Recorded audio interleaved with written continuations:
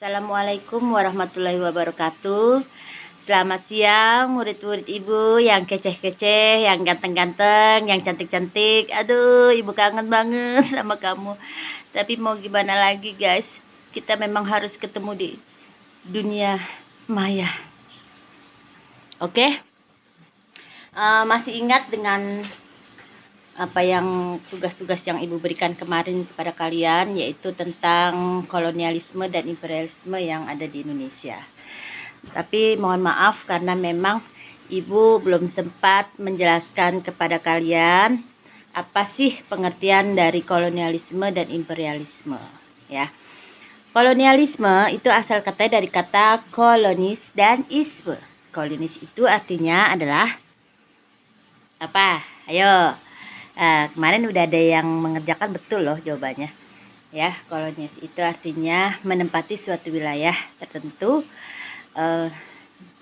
suatu paham untuk menempati suatu wilayah tertentu dengan maksud dan tujuan untuk mencari keuntungan yang sebanyak-banyaknya, ya. Nah, kolonialisme ini berkembang menjadi imperialisme, yang mana di saat orang asing masuk ke suatu wilayah tertentu, mereka sudah menguasai lahan, ya kan, lahan atau tempat yang sudah mereka tinggali, itu mereka ingin mendapatkan yang lebih banyak lagi, yaitu mereka ingin menguasai penduduknya, mereka ingin mengambil semua tanaman yang ada di situ. Mereka juga ingin menguasai pemerintahan yang ada, sistem sosial, ekonomi, semua ingin dikuasai. Nah, inilah yang dari kata kolonialisme berkembang menjadi imperialisme. Nah, jadi dari hanya sekedar ingin menguasai tanah saja, berkembang menjadi ingin menguasai semuanya. Nah, itulah. Jadi dari kata kolonialisme berkembang menjadi imperialisme. Sudah? Ya. Nah, imperialisme ini berkembang menjadi maaf, ibu ulangi. Imperialisme ini terbagi menjadi dua, ya. Ada yang imperialisme kuno dan ada yang imperialisme modern. Imperialisme kuno yaitu, ayo, nah, Kian Santang, kamu tahu? Ini yang cewek pasti pada nyengir-nyengir nih kalau ibu sebut-sebut nama anak cowok nih, ya. Sama aja, semua murid ibu sayang. Oke? Apanya? Ayo kamu perhatiin ibu dulu, malah HP-an yang lain ya, awas kamu. Oke? Berikutnya, imperialisme itu ada dua, yaitu imperialisme kuno dan modern. Imperialisme kuno ini berkembang dari kata dari tujuan yang tiga, yaitu apa? 3G. Apa itu? Ayo, ada yang ingat? Kemarin sudah ibu kasih tugas 3G, yaitu gold, glory, dan gospel. Goldnya apa? Ya, gold itu mencari emas. Glory, sebentar, kebalik deh kayaknya ya. Gold, glory, gospel. Oh ya, benar. Glory yaitu mencari kejayaan. Jadi orang-orang yang melakukan imperialisme itu kan orang bangsa Eropa ya. Antara lain pelopornya adalah bangsa Spanyol dan Portugis. Mereka pelopor imperialisme. Tujuannya yang mula-mula itu 3G. Gold, glory, dan gospel. Glory mencari kejayaan dan gospel menyebarkan agama Nasrani. Ya, begitu anak-anak. Oke. Jadi 3G, God, glory, dan gospel. Mereka berpikir bahwa di negara-negara lain seperti di Asia dan Afrika itu emasnya banyak. Makanya pikiran yang ada di benak mereka itu adalah gold emas. Padahal ternyata apa? Yang banyak itu adalah rempah-rempah yang ternyata rempah-rempah ini sulit sekali ditemukan di negaranya sana, ya, di dataran benua Eropa. Ya, coba kamu masih ingat ada lagunya, bukan lautan hanya kolam susu, kail dan jala cukup menghidupimu. Ya, tongkat dan kayu jadi tanaman. Itu. Dari sini kita sudah coba kamu berpikir bahwa yang diinginkan oleh bangsa Eropa yaitu emas, ternyata yang mereka lihat adalah rempah-rempah. Yang di sana itu susah tumbuhnya. Ya, kalau di Indonesia kamu makan buah nangka, buah rambutan, kamu makan, bijinya kamu buang sembarangan di tanah, kena hujan, kepanasan, kehujanan, terus lama-lama akan tumbuh daun sendiri, nak. Bener nggak? Bener dong. Iya. Kenapa? Indonesia kaya sekali. Ya. Nah, dari sinilah makanya akhirnya orang-orang Eropa, wah, ternyata di negara-negara Asia maupun Afrika, terutama di Indonesia, itu bukan emas yang kita cari, melainkan adalah rempah-rempah seperti pala, cengkeh, lada. Lada itu, wah, makanan sehari-hari mereka, tapi mereka harus import dari sini. Lada itu sangat mahal di pasaran Eropa. Ya, akhirnya mereka tujuannya 3G, gold, glory, dan gospel. Ya, kita kedatangan pertama kali bangsa Portugis di mana? Rangga, di mana enggak? Bingung kamu. Harus ingat itu.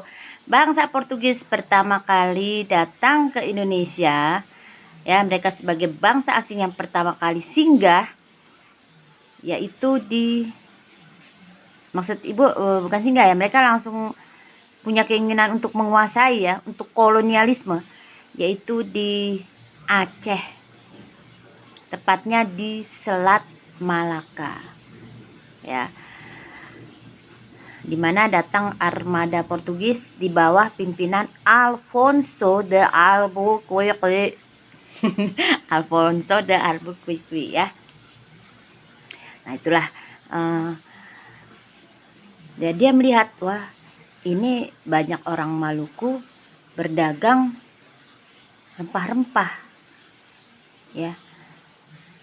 Nah, mereka berpikir, waduh, alangkah baiknya jika rempah-rempah ini kita cari ke tempat yang lebih asalnya, gitu. Yang jelas kedatangan Portugis ditolak, ya, oleh orang Aceh. Kenapa? Karena kok ini kapal dagang kok disertai dengan senjata, kok ada kapal perang ini, gitu kan. Nah, akhirnya Portugis ini lari ke Maluku. Kenapa? Karena ternyata pusat rempah-rempah itu adanya di Maluku. Yang ternyata setelah Portugis berhasil menguasai Maluku,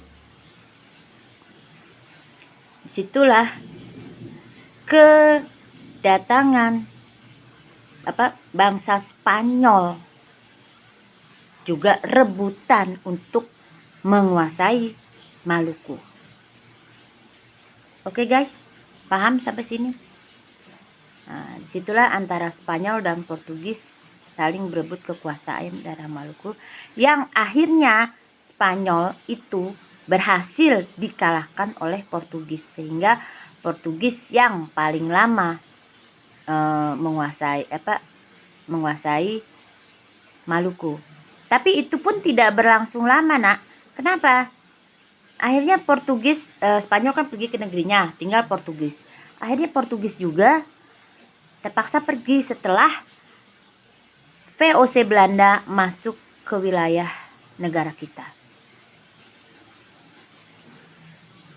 Belanda masuk ke Indonesia pertama kali, yaitu kapal dagang Belanda VOC, Vereniging Oost Company, ya, masuk ke perairan Indonesia pertama kali di mana?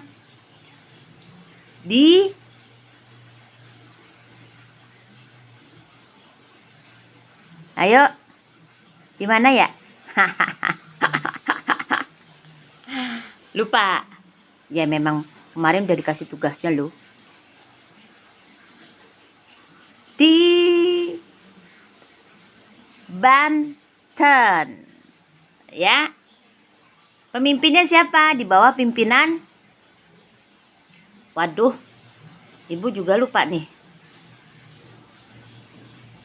Cornelis de Houtman.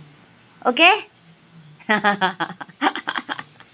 Ya, di bawah pimpinan Cornelis de Houtman akhirnya Banten dikuasai, ya. Nah, orang-orang asing yang datang ke Indonesia ini tidak serta-merta disambut dengan senang oleh bangsa kita. Kenapa? Mereka punya maksud selain untuk kolonialisme, pelan-pelan mereka ingin menjajah kita, ya. Sehingga orang kita ini banyak melakukan perlawanan itu sangat jelas. Jadi mereka datang ke Indonesia bukan tanpa perlawanan, tapi memang mendapatkan perlawanan dari bangsa kita. Nah, perlawanan apa? Sebentar. Sebelum perlawanan itu juga orang VOC sempat rebutan juga loh daerah Maluku sama Portugis, yang akhirnya Portugis berhasil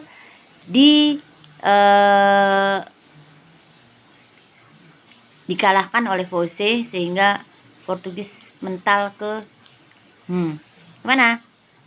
Ke timur dulu, namanya timur sekarang Timor Leste, ya. Jadi Indonesia hampir seluruhnya dikuasai oleh Belanda. Kayaknya keterangan ibu sampai sini aja dulu. Tapi sebelumnya ibu akan kasih tugas kepada kalian, yaitu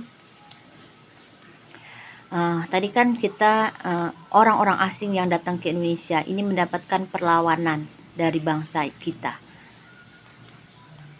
ya, bukan tanpa perlawanan. Nah, sehingga terjadilah perang-perang yang sifatnya lokal, ya. Belum ada persatuan waktu itu. Ada perang Aceh, perang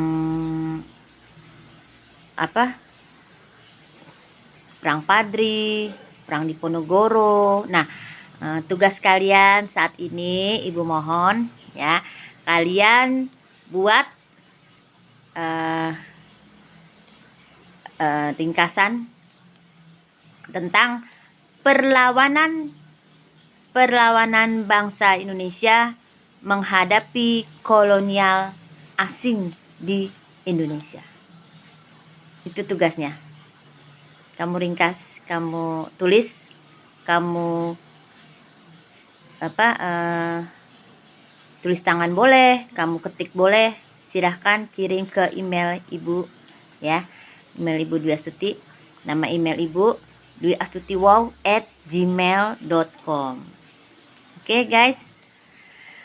Salam rindu selalu untuk kamu semua. Sehat, jangan kelayapan, jangan main-main, ya.